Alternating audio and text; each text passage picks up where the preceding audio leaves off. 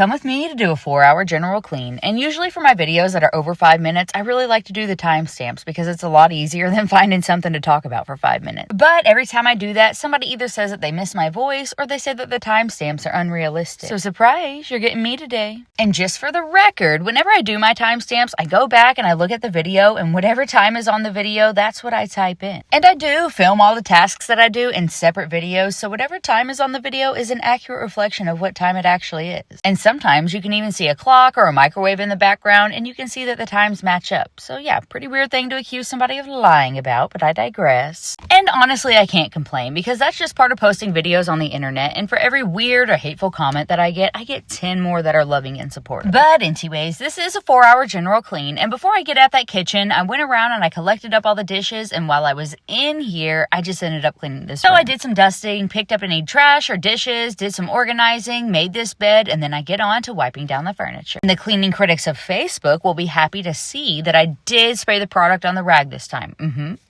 I did it for you. But once I go around and do a little more organizing and finish up wiping down this furniture, I go ahead and I move on to those floors. I'm gonna come back at the end and mop all the floors in one big go, but for now I'm just working room by room, vacuuming as I go. And even though you might see that little green light on my vacuum, don't let it deceive you. My brush roller has not been working for months. But knock on wood, I did get a little message from Shark a couple weeks ago that I have something special on the way, so fingers crossed that it's a new vacuum. And you can't really see in this video, but I am using my sponge to rinse down, so I have that water running in the back, so at this point I haven't done any of those dishes yet. But I'm just working my way around, spraying down a disinfectant, letting it sit for a bit, giving it a good scrub, rinsing it down, and then drying the surface really well. And this client does have a little bit of a sensitivity to smell, so they can't deal with all products, but this Clorox disinfectant luckily does pretty well. I used to use a disinfectant that was called Spartan PSQ, and it had a really strong scent to it. And I noticed that even if I just used a little capful, it was leaving clients' floors sticky, so I did switch it up, and I've been trying some different disinfectants. Love the Clorox one, love the Odoban, and I just picked up the Zep one today that I'm excited to give a little try. But with this sink here, I'm just giving it a good scrub with the Castle 5-in-1, rinsing it down before going back with that disinfectant. Because I'm not gonna lie to you guys, something that I struggle with sometimes is remembering to wash and then disinfect. And this client did pay me to stay an extra hour today, so you will see me doing some things that I don't typically do for a general clean. Now, of course, for a general clean, I still would wipe down this table, but when it comes to getting the couch like this, I don't do this unless it's a deep clean. And speaking of, every now and then I'll have a cleaner say that there's no difference between their general cleans and their deep cleans, and whenever they show up at a client's house, they just do whatever needs to be done. But for me, I do have set checklists for things that are included in my general, deep cleans, and move-out cleans, so if you're another cleaner yourself, let us know how you do things. In a way that's not hateful now, okay? We don't gotta do all that. And speaking of hate and judgment, whenever I show up to a regular client's house, and it may just be a tad bit more messy than usual, they are always profusely apologizing. But honestly, I love it, especially on days like today where I just so happen to have a little bit of extra time. It's really nice. I'm able to pick up some of that extra clutter, get all the dishes done, and I can go through and do some of these extra things that need to be done, like the light switches and the doors. And that honestly happens a lot with my free cleans too, which I feel like is natural, because most of the time when people are reaching out for a free clean, they're in a situation that they're not proud to be in. So whenever we do a free clean, 9 times out of 10, we spend that first 10, 15 minutes just letting the client know that it's okay and reassuring them that we are not judging. Because I know you guys have heard me say it before, but I do have a degree and background in social work, so I've had a lot of training in trauma-informed care and how to talk to people in more delicate situations like that. And the last thing that I ever want to do for any of my clients is come into their house and make them feel like I'm judging them. And I am a sucker for a good clean. Of course, I do my free cleans to help people out and to spread positivity and kindness, but honestly, part of the reason that I also do it is because I love a good, satisfying clean, and the bigger, the better. So I don't care if I walk in and there's clothes, dishes, and trash everywhere. I don't even care if you have an infestation. Because my 2 biggest goals are always to 1, take some weight off the client's shoulders, and 2, try to transform the space as much as I can in the time that I'm there. So yeah, sorry that was a lot of rambling, but I say all that to say that I am never judging, whether it's one of my regular clients like this or a free clean that I'm doing. I'm just here to help. Since I do save that bathroom for last, now that it's all done, we're on to mopping those floors. And if you follow me and you saw that video that I did that was a comparison between the Clorox, Tovar, and O-Cedar Spin Mop, a lot of people were asking, what about flat mops or steam mops? And in that video, I really was just focusing on spin mops, but there are the occasional times where I'll use somebody's flat mop, or in this case, I'm using my steam mop. And I don't use this everywhere, but I do use it on this client's house because they do have that sensitivity to fragrances. And fun fact, I did used to use their steamer, but I mentioned that I don't have one of my my own, and Nicole at Castle Cleaners was nice enough to send this one to me. So hey, thanks Nicole, we love you. But anyways, maybe one of these days I'll do a full video comparing all the different types of mops that I used. But if you've made it to this point in the video, whether you're a professional cleaner that cleans other houses or you just do some mopping in your own home, let us know in the comments what kind of mop do you prefer. But it's not very often that I post a cleaning video that's over 5 minutes, and it's not very often that you hear me jabbering for over 5 minutes. But it is something that I would like to get better at, so if you're still here hanging on and listening, hey. And make sure to go give me a follow over on my Facebook, Instagram, and YouTube.